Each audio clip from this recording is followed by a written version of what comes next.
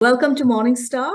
I'm Larissa Fernand, and I'm superbly honored and excited to be talking to legendary investor and author Jim Rogers. Jim, thank you so much for your time. Thank you for being here today. I am delighted to be here, Larissa. My pleasure, my honor. Thank you. Jim, you have seen so many market upheavals, either due to a financial crisis, due to a trade war, due to any factor. How has your understanding of what is risk and risk evolved over the years? How has your relationship with risk changed?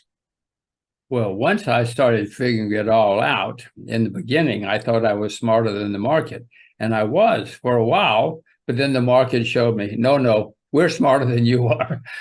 And whenever I got cocky and thought I knew what I was doing, the market came along and said, listen, Mr. Rogers, you think you're smart, but we'll show you.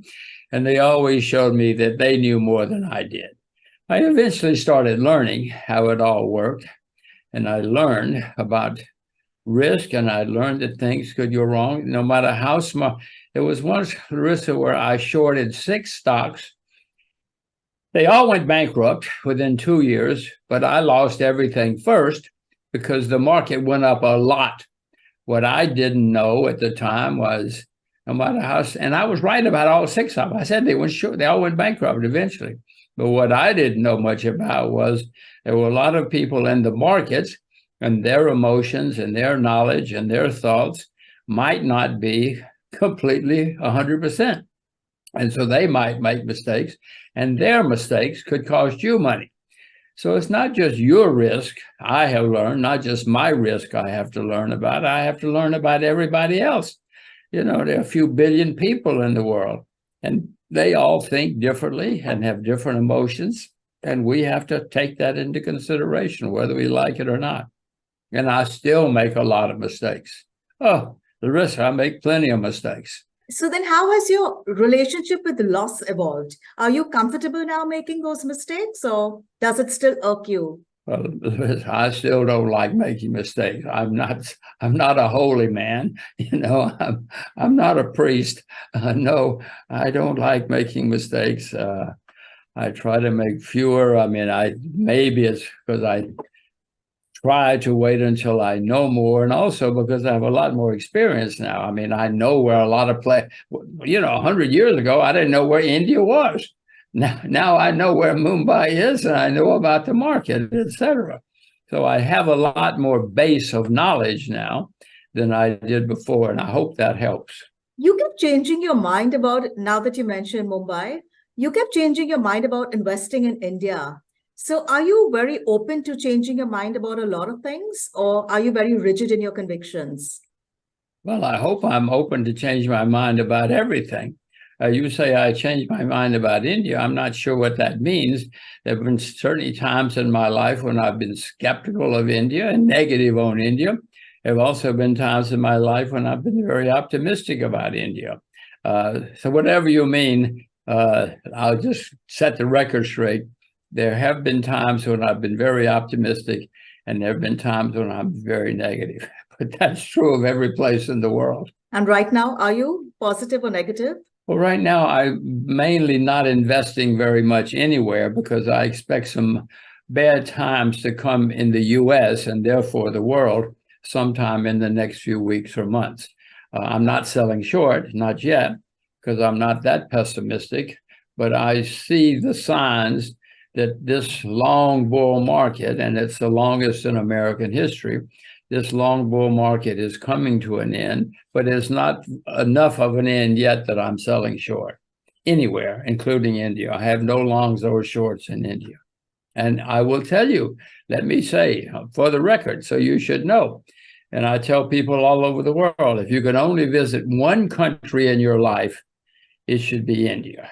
There is no unbelievable. The food, the man-made sites, the natural sites, the beautiful women. Oh my God, Larissa, you know how beautiful the Indian women are? There's so many smart people. Now, if you can only visit one country, it should be India. But the worst bureaucracy in the world is in India too. The Indians learned bureaucracy from the English, and then they took it the Indians made it even better. And the Indians can do many things better than the rest of us, and they can certainly copy English bureaucracy and make it worse. You know, Jim, when you were in your 30s, you attended this Manhattan dinner where everybody shared their stock picks, and you were sort of scorned because you were investing in defense stocks when nobody was, and you picked up Lockheed. And this is, you've always got a lot of criticism. Even now, people sort of take a jibe at you because, oh, Jim is again predicting the next bear market. How has your relationship with criticism evolved? Does it bother you still, or you just water off a duck's back? Well, I have learned the more critics, the more criticism, the better, the more likely I am to be right. And I hope you have learned that too. If you haven't, Larissa, you will learn that most of the time when a lot of people are criticizing you, you are saying you're wrong, you're probably right. You're on the right path, no matter what it is. So when I get a lot of criticism, it usually encourages me. Was that also the case when you were very young? For example, the dinner when you were in your 30s? No, of course not. When I was first went to Wall Street, I didn't know anything. I knew it was in New York. I knew something bad happened in 1929, but I didn't know anything else. I didn't know there was a difference in stocks and bonds. I was totally ignorant, but I learned. But of course, when older people or more experienced people said something, I thought they knew what they were talking about. It affected me when I was criticized. I eventually learned, of course, they didn't know any more than I did, and I shouldn't worry about it. But in the beginning, it certainly worried me more than it does now. By all standards, you've been extremely successful. Okay. How has that changed your relationship with money, the way you approach money, the way you invest money? Well, yes, I have been successful enough that I can pay my bills, and I like being able to pay my bills. But I guess the answer to your question is, I know that money is complicated, and I hope I can teach my children that they should save, they should invest, and that money is not easy. Money doesn't fall out of the sky. It doesn't grow on trees, as we all know, and that they need to learn to save their money, invest their money, and be careful of their spending. Going into debt is usually not a good thing unless you know a lot about what you're doing. But what about your relationship with money? Do you feel now you can take much more risk than you did when you were young, or vice versa? Well, I know now that I shouldn't take risk. I know that taking risk is not a wise thing to do, that I should be careful and be sure of what I'm doing. You say taking risk. Yeah, I mean, everybody I know says, of course, says I take a huge risk all the time. I'm investing in Uzbekistan right now, for instance. Many people can't find Uzbekistan on a map, so they think that must be a huge risk. But in my view, I don't like taking risk. I try to be careful and do my research and be knowledgeable about what I'm investing in, and that reduces the risk. I still make mistakes, Larissa, don't worry, but I try to be sure, more careful about what I do before I do it, but I still make mistakes. After you make an investment, what are the factors that bother you about it? The information that's subsequent to you putting down your money? Well, the market is the thing that worries me the most. You know, if I buy something at 20 and it goes to 15, then it worries me a lot. I assure you, I'm not a total idiot. So the market action is what worries me the most after I make an investment. And even if it goes up, it worries me because I know it might be doing something because people don't understand. So no, the market action is what worries me the most, positive or negative.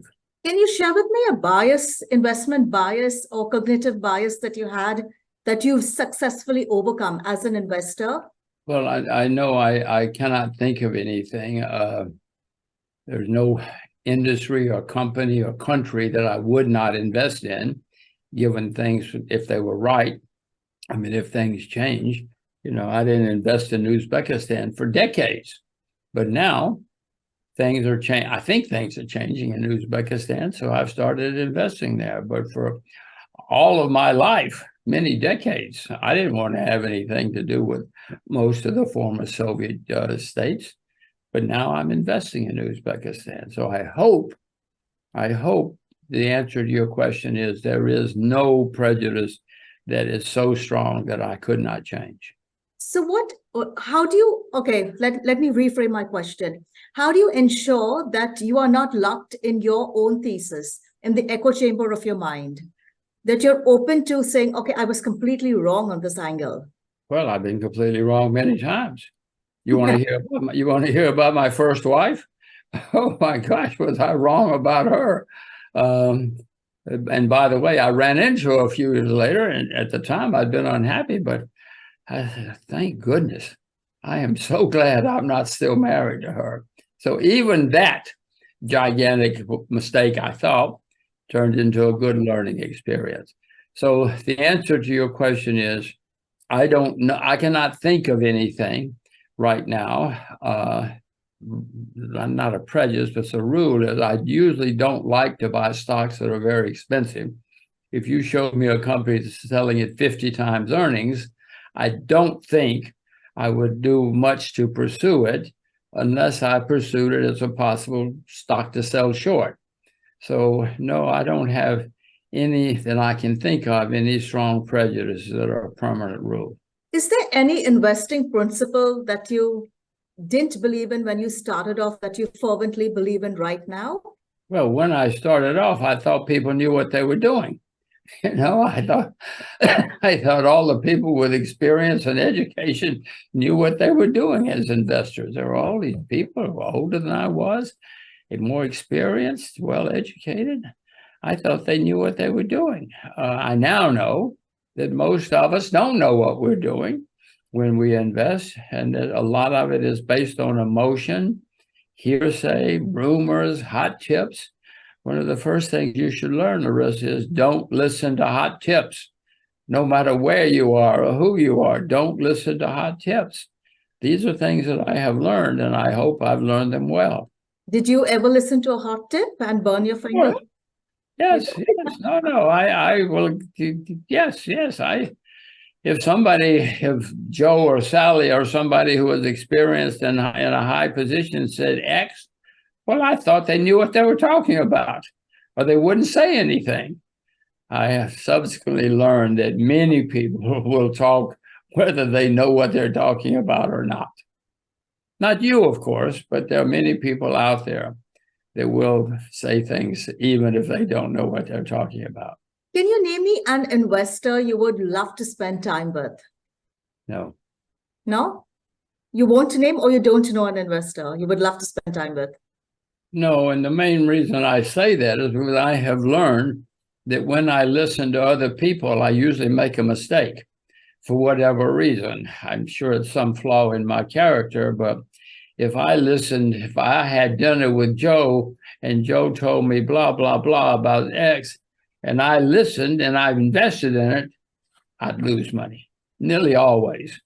So there's something in my psyche that if I hear it from somewhere else, I'll probably make a mistake. But you could also make a mistake if you just keep listening to yourself, right? If you're locked in your own echo chamber. Absolutely. I know about my mistakes. I've been making them for decades. So I absolutely know.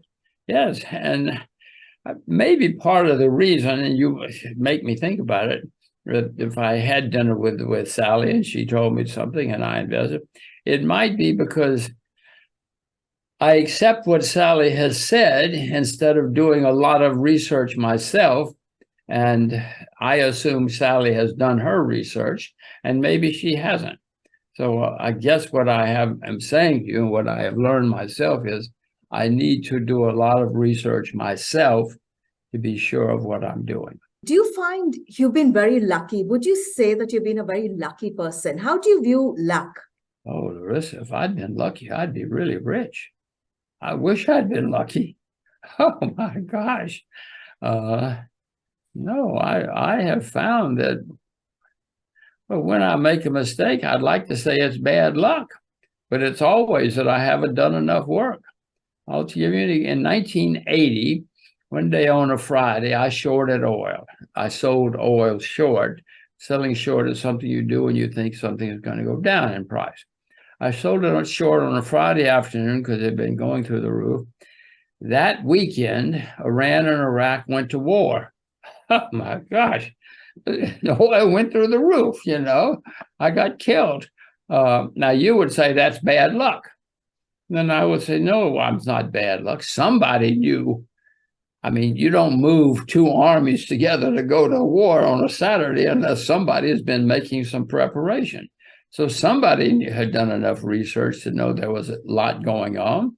I had not. I did not. Maybe it was impossible because armies try to be secret.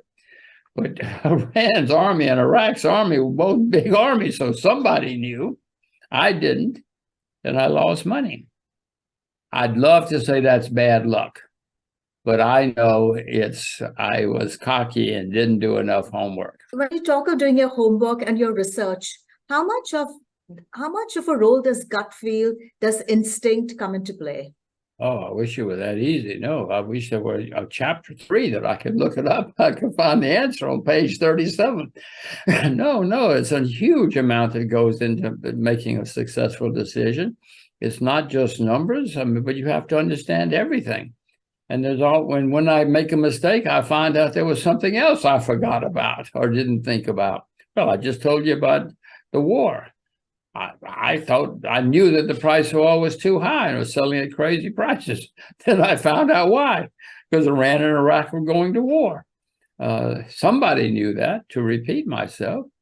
So no, what I have found is when I make a mistake, there's always something I did not think about, or I got lazy or sloppy. I just didn't do enough research. What is the trait where you see in another person that instantly repulses you, that you want to keep your distance? Well, the thing that I'm trying to teach my children is to be curious, to always ask questions, to look under the rocks, to find out what's really going on. Most people, if they see something on the internet or on the TV, they think it's accurate. I'm trying to teach my children, no, you have to ask question after question after question and double check everything. And I'm not talking about just investment, I'm talking about life. You have to double check everything. And that is something that all of us, especially when we're young, think we're cocky, we think we know everything. And then as we get older, we get lazier. So I'm trying to make sure my children know, always ask questions and be skeptical. Do you ever regret moving to Asia, or was that one of the best decisions you made? No, I think as far as I'm concerned, it's a very good decision. I moved here because I wanted my children to speak Mandarin in their lifetime. Mandarin is going to be an extremely important language. It already is in their lifetime. They're still teenagers, but it's already very important. I thought I could see that coming, and so it was very important to me that I'm trying to prepare them for the 21st century. And so far, I think that I've done the right thing. You've authored a fair number of books. What drives you to be a writer? Well, I never expected to be a writer. I remember I went around the world on my motorcycle, and the night I got back, I was at a big dinner in New York. I was at a table, and the guy to my left happened to be the editor of a major magazine. He said, "Jim, I haven't seen you in a while. Where you been?" I said, "I just got back today from 2 years driving around the world on my motorcycle." He asked me a few questions. He said, "I want the story." So we did a big story, I don't know, 8 or 10 pages in a big magazine about going around the world. The book publishers read it, and so they called me and said, "Let's do a book." I never planned to do any books, and it turned into a book. It was a lot of fun, and it was successful. And so when I occasionally do something right, I now try to do a book. I never planned to be a writer. Oh my gosh. What are some of the authors that you like, or the books that have really inspired you or you despised, that evoked a lot of emotion in you, hate or love or whatever? Well, I can think of a couple early in my investing career. There was one called The Intelligent Investor, and it was about the best way to invest, to buy things that are cheap or where the fundamentals are right, et cetera. and that was extremely influential for me. There was another one called The Money Game, which was by a journalist. His pen name was Adam Smith. It was full of stories about investors, their mistakes and their triumphs. They were both very influential and interesting to me. What if your daughters, as young women, were going to make an investment you knew was going to blow up? Okay, and they really wanted to bet their money on it. How would you convince them not to do so? Well, that's an extremely interesting and good point. Mistakes usually, I learn a lot from my mistakes. I told you before about once when I lost everything and got wiped out, even though I was right. But I learned from the mistake. And mistakes teach me much more than successes. And that's a very good point. I don't know. It hasn't come up yet. But if and when I see my children trying to make a mistake, I hope I will let them make the mistake, but I'll try to make sure it's not a big mistake. It's not too expensive. Because mistakes usually teach people. I wish I were smart enough that I didn't have to learn that way, but I'm not. Would you be able to recollect a mistake or so that you really, really learned from? It really hit home? My first wife. What a horrible In mistake. investing. Well, I thought it was a horrible tragedy that we split. And it was. I was in horrible pain. But now I think, my goodness, what a good lesson. What a spectacular lesson that was for me. And it is for everybody.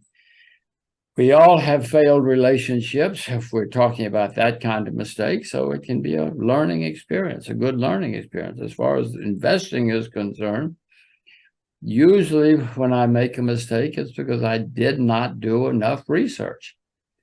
I always find out later what I didn't do.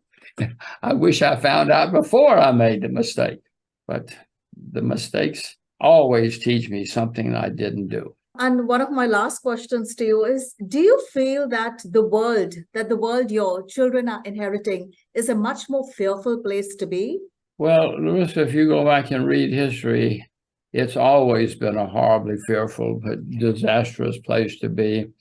If we were sitting here in 1910, the world was great.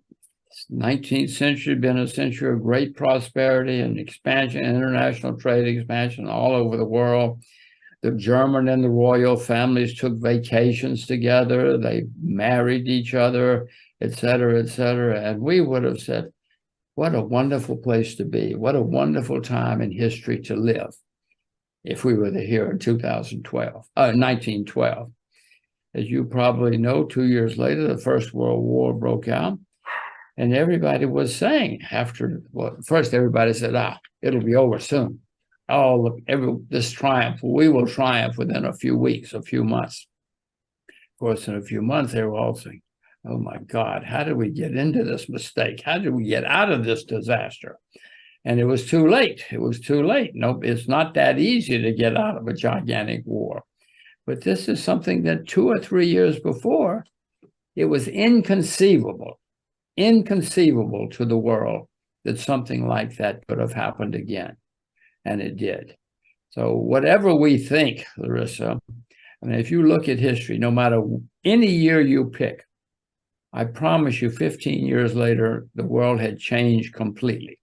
No matter what people thought in 1900 was wrong in 1915, no matter what people thought in 1920 was wrong in 1935, you pick any year and you will see that whatever we think is wrong and whatever we think here in 2023 is going to be totally wrong in 2038. So whatever you know and think you know, I will tell you, it's wrong. Me too, not just you, all of us. And any reason you're not on social media? I'm too lazy, I guess. I don't find it interesting. What would I do? What would I say? Troll? You could answer your critics. You could troll others. I let my critics, the best answer to my critics is just wait. and the market will show who was right and who was wrong. And I have learned, if Sally says, oh my God, you're wrong about that stock, I have learned that the best answer is just time. And time will show us who was right and who was wrong. Got And it. so far, I've been wrong less than I've been right. And Jim, I think that's about it. And I loved talking to you. Thank you so much for your time. Well, Larissa, I will say I love talking to you, and I hope we can do it again sometime before 15 years. Okay, done. Cheers, cheers. Thank you. This is Larissa for Morningstar. Thank you for watching.